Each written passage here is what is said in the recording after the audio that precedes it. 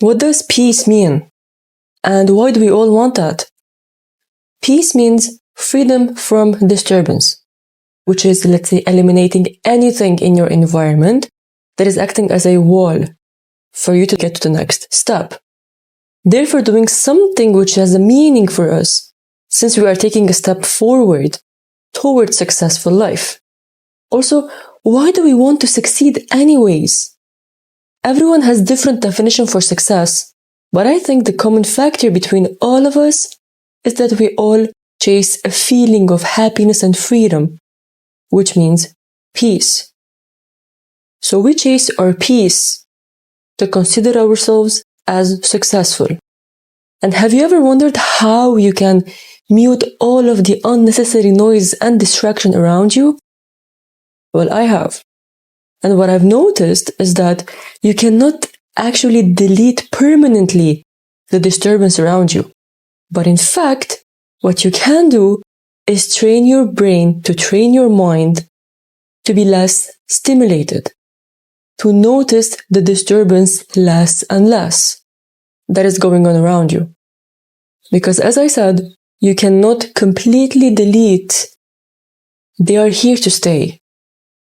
But there's always a way to shift your perspective and direct your intellect towards what you should see in order to have a peaceful life. And now, I'm going to give you a statement that will literally open your mind to another way of approaching situations, which has helped me through the way. Ready? Okay, here it is. You can't see, but you have the choice not to look. You can hear, but you have the choice not to listen. So, it is up to you to create your peace by deciding where to shift your focus to.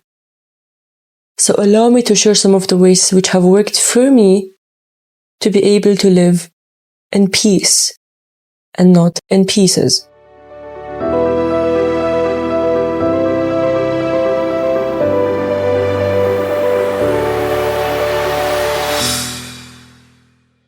One of the main ways that worked for me pretty well is the power to accept your past. Learn from your past for a better present and future. I won't tell you what I've heard everyone say, which is, let go of your past, because you cannot. No one can. That's there to stay. It's a part of you. Embrace it. So I will explain the why for this, and the how will be easier and simpler because you will want to automatically do it when your intellect understands the why behind the action that you're taking. Like, why is it important for me to accept my past in order to live in peace and not in pieces? I believe it's always the why that keeps us going. Well, it definitely kept me going. So, why should you accept your past? First things first, your past is a part of you. And you should be able to learn to love everything that makes up you. You should love your past and accept it the way it is, because it made you who you are today. And if you don't like that, you can always strive for better. And that's why I'm here, to be your friend throughout. So back to the topic, your past. If you don't stop reading the same page, you won't be able to move on to the upcoming pages, right? And this podcast's aim is to help you improve yourself. And that doesn't happen if you don't turn the page and take your first step. Now, about, in quotations, letting go of your past. It doesn't mean forgetting it. It means accepting the fact that you cannot change it, but you can learn from it. Wishing you did things differently does not affect anything but your current self. And guess what? Now is all you got. So make the best out of it. So as mentioned before, peace meant freedom from disturbance, right?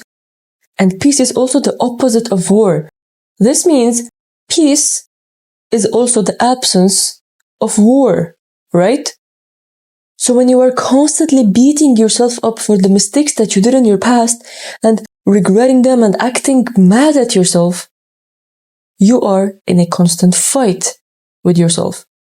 Therefore, you are creating a war inside of you by being stuck in the past and wishing things were different. Therefore, being aware that while regretting your past, living there is creating a fight with you versus you, and that action is disturbing your peace. So this will be the why you should train your mind to accept your past and learn from it. And I want you to learn to be aware of it and accept it. You cannot ignore a chapter of a great book, my friend. Every scenario that has happened in your life, good or bad, is what makes you human. The second way will be about stopping yourself from worrying about the things that you cannot control. Most of the things you worry about are outside of your control to solve. Have you realized that? Like, when someone reacts in a way that you didn't like it, it actually affects you and disturbs your peace, which leads to anxiety or stress. So the moment you realize that certain worries that you carry around with you are out of your control to solve, you will be able to direct your intellect. So you being worried about it or not isn't going to solve the issue. And not only that, but being worried about it is going to cause you harm. You are hurting yourself, my friend. So the truth is, you break your own peace. You are allowing them to affect you. Just stop it. Take a deep breath and move on. Remember, it's not about ignoring or denying the existence of problems, but rather about focusing on what you can do to address them constructively. By redirecting your energy towards what you can control, you can lead a more peaceful life. So accept the fact that some situations are outside of your control. Think about it this way. You have one question to ask yourself with two choices. The question is, can I do anything about the situation that is disturbing my peace? Choice A, yes, I can do XYZ and it will be solved. Choice B, no, I cannot do anything because it probably doesn't concern me and it's another person's capability to fix it. If you can address them that situation is hurting you, they might solve it. If not, learn to accept it. Stop creating a mess within you over something that's outside of your control. The only control you have is over you and how you treat your mind. So take care of it. It's precious. It needs you. It needs your guidance. Help it to help you.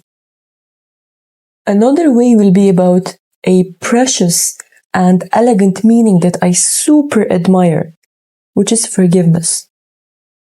Do you know what forgiveness means? It's an intentional decision to let go of resentment and anger. This means you have a choice of how to react. It's an intentional decision to let go of resentment and anger. Because carrying this anger, dissatisfaction, or jealousy against someone who has harmed you can absorb your thoughts. Not only that, but it can impact your entire well-being. When you choose forgiveness, you let go of these negative emotions and make room for more positive emotions like compassion, understanding, and empathy. This procedure enables you to let go of the weight and achieve emotional peace inside yourself. Being angry at someone is not going to make them sad or mad. On the contrary, it might make them happy because they were able to control your feelings. Who are they to have the right to have that much power over you? How do they have the right to play with your feelings and mood? When you are jealous or angry or any of the negative emotions and thoughts, you are letting them win, my friend. You're letting them win. So if anyone has done any harm to you, highlight it, make them be aware that their action is causing you hurt, and just forgive them. Accept it and move on.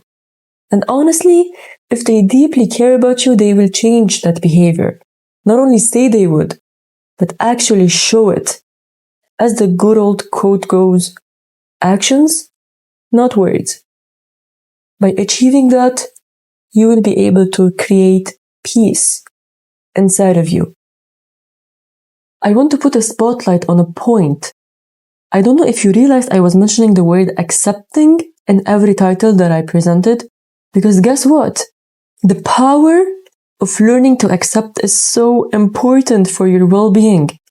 Of course, accepting the things that cannot be changed. Hence, if you do have the power to change certain things which act opposite of your favor, go ahead, as long as you are not hurting or causing harm to anyone.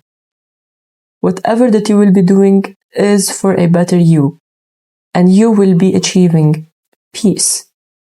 And other than that, thank you so much for being here. And never forget, you have the power to direct your intellect towards a peaceful life.